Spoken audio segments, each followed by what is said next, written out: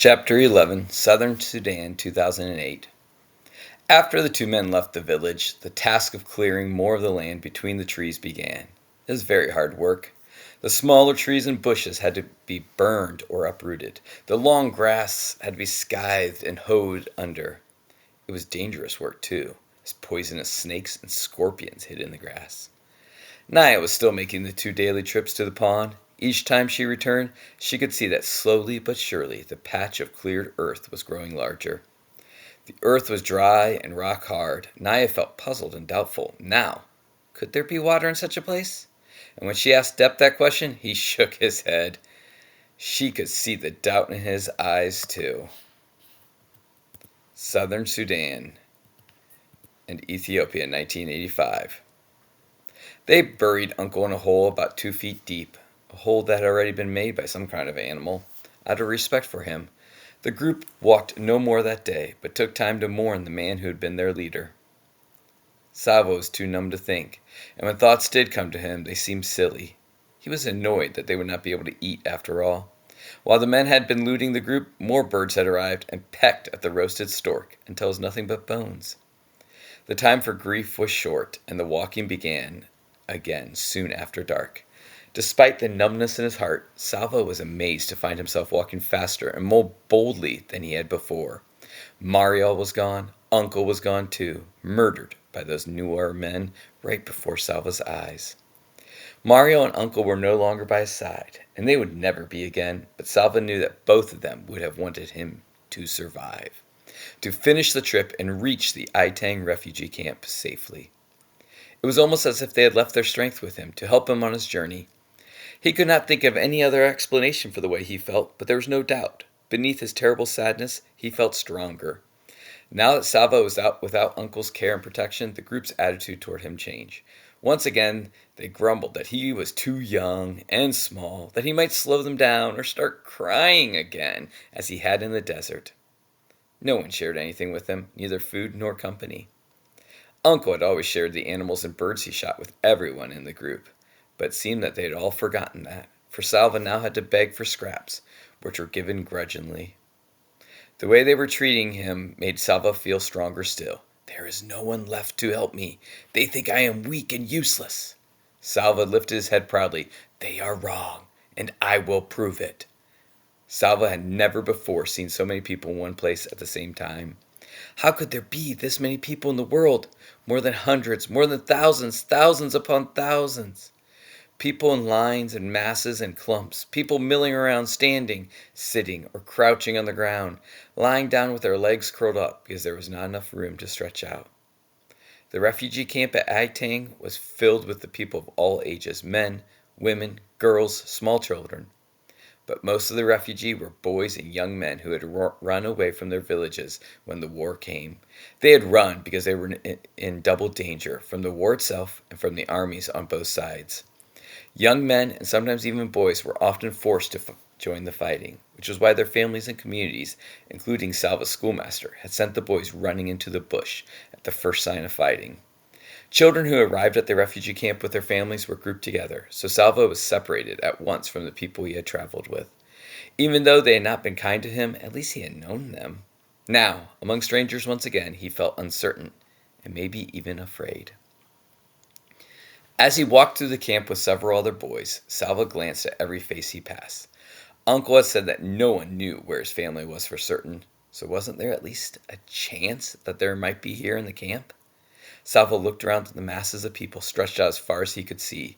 He felt his heart sink a little, but he clenched his hands into fists and made himself a promise. If they are here, I will find them.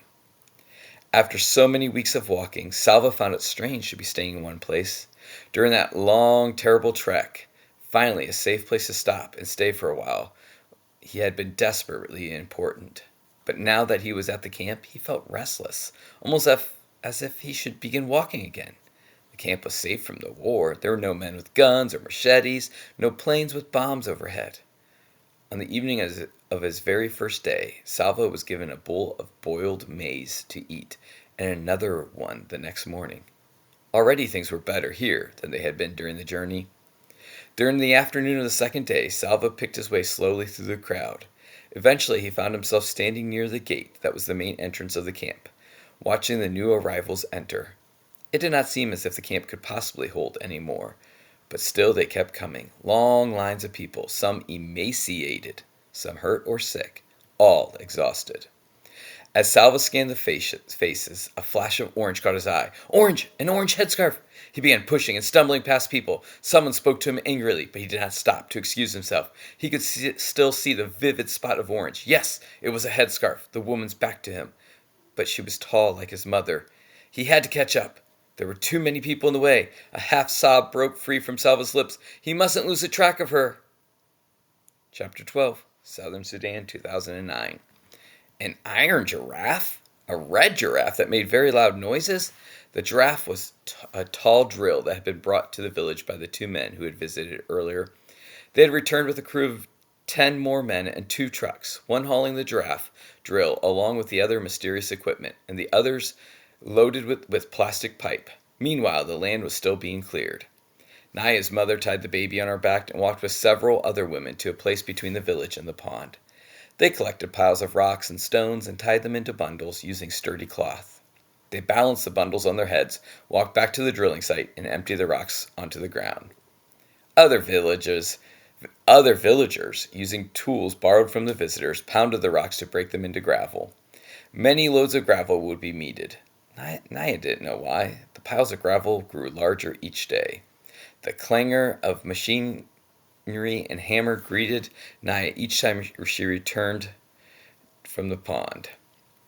Unfamiliar noises that mingled with the voices of men shouting and women singing. It was the sound of people working hard together, but it did not sound at all like water. Aitang Refugee Camp, Ethiopia, 1985. Mother! Mother, please! Salva opened his mouth to call out again, but the words did not come. Instead, he closed his mouth, lowered his head, and turned away. The woman in the orange headscarf was not his mother. He knew this for certain.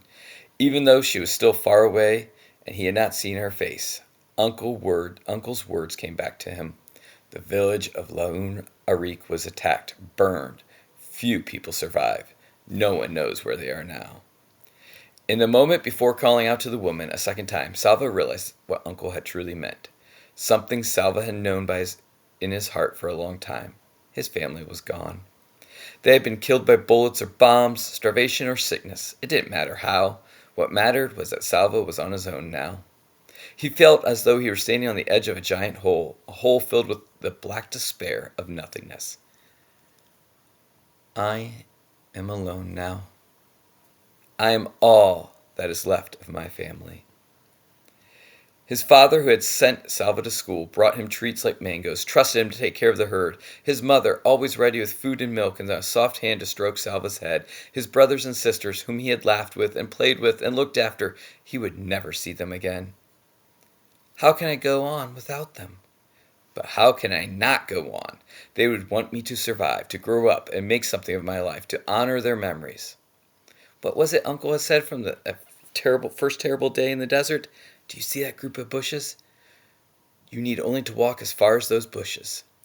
Uncle had helped him to get through the desert, that way bit by bit, one step at a time. Perhaps, Salva could get through life at the camp in the same way. I need only to get through the rest of this day, he told himself, this day and no other. If someone had told Salva that he would live in the camp for 6 years, he would never have believed it. 6 years later, July 1991. They're going to close the camp. Everyone will have to leave. That's impossible. Where will we go? That's what they're saying. Not just this camp, all of them. The rumors skittered around the camp. Everyone was uneasy. As the days went by, the uneasiness grew into fear. Salva was almost 17 years old now, a young man. He tried to learn what he could about the rumors by talking to the aid workers in the camp. They told him that the Ethiopian government was near collapse. The refugee camps were run by foreign aid groups, but it was the government that permitted them to operate. If the government fell, what would the new rulers do about the camps? When that camp was answered, no one was ready. One rainy day, Salva walked toward the school tent. Long lines of trucks were arriving. Masses of armed soldiers poured out of the trucks and ordered everyone to leave. The orders were not just to leave the camp, but to leave Ethiopia. Ethiopia. Immediately there was chaos. It was as if the people ceased to be people, instead became an enormous herd of panicked, stampeding, two-legged creatures. Salvo was caught up in the surge. His feet barely touched the ground as he was swept along by the crowd of thousands of people running and screaming. The rain, which was falling in torrents, added to the uproar. The soldiers fired their guns into the air and chased the people away from the camp. But once they were beyond the area surrounding the camp, the soldiers continued to drive them onward, shouting and shooting. As he dashed ahead, Salva heard snatches of talk. "The river! They're chasing us to the river!" Salva knew which river they meant. The Gilo River, which was along the border between Ethiopia and Sudan. "They are driving us back to Sudan," Salva thought. "They will force us to cross the river." It was the rainy season. Swollen by rains, the Gilo's currents would be merciless. The Gilo was well known for something else too: crocodiles.